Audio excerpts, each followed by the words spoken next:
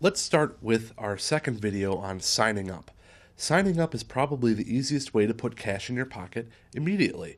All you really have to do is sign up. So let's talk about how this process works. If you've watched football or really any sport recently, you've no doubt noticed the incessant amount of commercials for FanDuel, and you've seen at the end of almost all of them some offer for a bonus code. Now, there are really only two bonus codes at FanDuel. One of them gives you a free entry into a $25 game, which is okay, it's $25. The other one is a matched bonus of up to $200. That is really the most important one that you can play because obviously $200 is more than $25. Of course, the advantage to the $25 one is that you don't have to put in any money to start with. However, I would strongly recommend you go for the matched $200 bonus. I put my bonus code up here on the screen, but like I said, they're all basically the same, so use any one you want as long as it gets you that matched $200. For those of you who do the $200 bonus code, what you're going to get there is actually not an immediate $200 deposit into your account. So this is sort of where FanDuel kind of misleads you a little bit. What you're going to get is you're going to get a pending bonus of $200 that unlocks slowly over time. What you have to do in order to unlock it is to play in FanDuel games, which isn't terribly hard, and it's going to unlock 4% at a time. So for every $100 you invest, you'll get 4% of your bonus deposited after that week is done.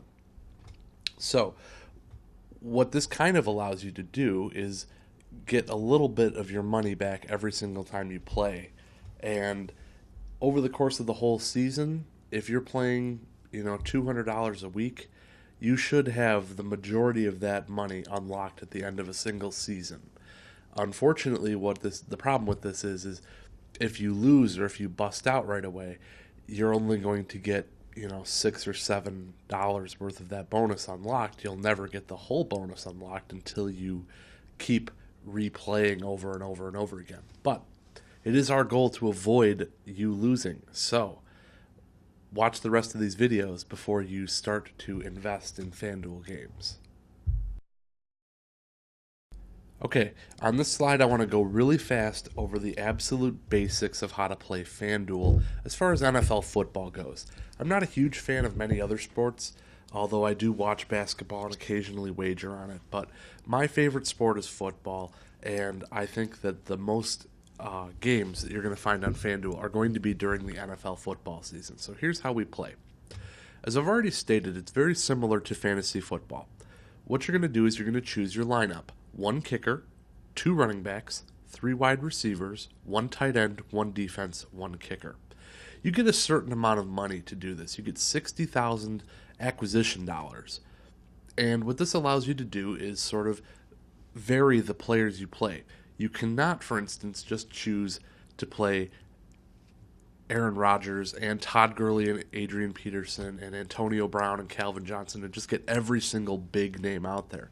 You have to play some lower priced, less well-known guys, and this is their way of sort of balancing out all the rosters so that not everybody picks all straight superstars. It is possible to play 3 or 4 big name guys every single week, but you will have to sort of balance your roster. FanDuel is a half point per reception league, which means every time any player, running back or wide receiver or tight end, catches a ball, they get 0.5 points immediately added on.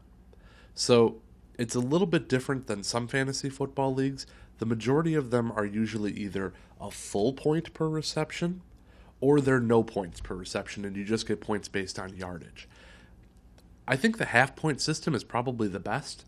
It doesn't change the way that you play most of the time, although it does give a slight increase to players like, let's say, Julian Edelman or Jarvis Landry, who may not have the most yards every week, but who definitely get 10 or 11 catches, and that's not considered like an outlier figure.